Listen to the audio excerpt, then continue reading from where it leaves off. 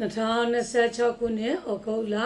29ရက်နေ့စနေသားသမီးများအတွက်တနေ့တာဝဇဒံဖြစ်ပါတယ်စနေသားသမီးများအတွက်ဒီနေ့မှာအလုံးမှာနမီဂုံတရီနေကြော်ကြတာအလုံးနဲ့ပတ်သက်ပြီးသွားရင်လေကံအခွင့်အလမ်းတွေလည်းအဖက်ဖက်ကနေတအားကြီးကောင်းနေတဲ့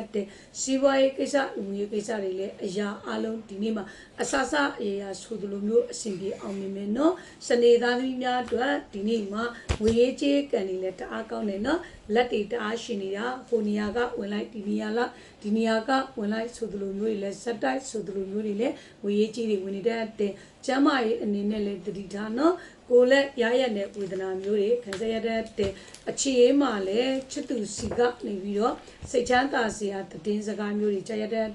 အိမ်တော်ရေးမှလည်းစနေသားသမီးများအတွက်ဒီနေ့မှာခင်မွန်းတဲ့အတွက်ဝမ်းသာစရာစိတ်ချမ်းသာစရာတွေတည်င်းစကားမျိုးတွေကြားရတဲ့